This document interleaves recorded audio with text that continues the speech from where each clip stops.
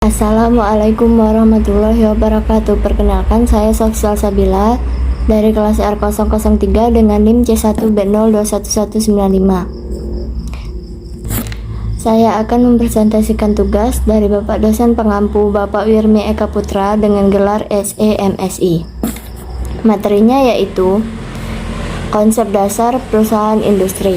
Pengertian perusahaan industri adalah bidang yang menggunakan keterampilan dan ketentuan kerja dan penggunaan alat-alat di bidang pabrik pengolahan dan distribusi sebagai dasar.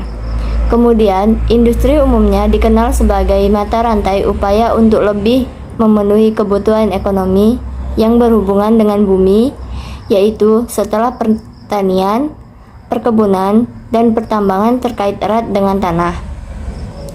Posisi industri jauh dari tanah, yang merupakan basis ekonomi, budaya, dan politik. Perusahaan industri ini merupakan perusahaan manufaktur. Perusahaan manufaktur adalah sebuah badan usaha yang mengoperasikan mesin, peralatan, dan tenaga kerja dalam suatu medium proses mengubah bahan-bahan mentah menjadi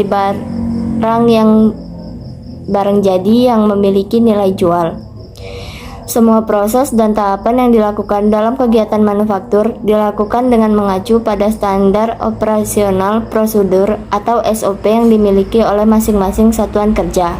Materi selanjutnya yaitu rekening perusahaan industri. Rekening-rekening utama perusahaan manufaktur pada dasarnya tidak jauh berbeda dengan perusahaan jasa dan dagang.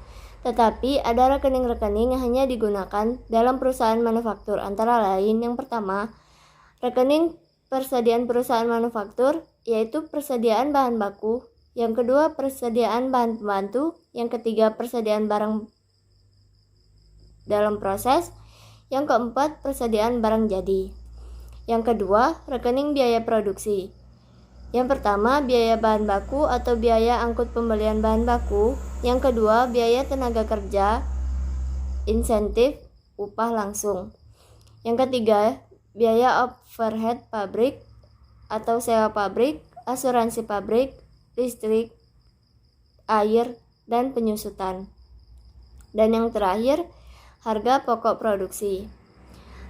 Materi yang terakhir yaitu siklus akuntansi perusahaan industri. Yang pertama, penerimaan dokumen. Yang kedua, penjurnalan. Yang ketiga, pemustingan ke dalam buku besar atau general ledger. Yang keempat, neraca saldo. Yang kelima, jurnal penyesuaian. Yang keenam, neraca saldo. Yang ketujuh, membuat laporan keuangan. Yang kedelapan, jurnal penutup. Yang kesembilan, jurnal pembalik. Baiklah, sekian materi dari saya. Wassalamualaikum warahmatullahi wabarakatuh. Terima kasih.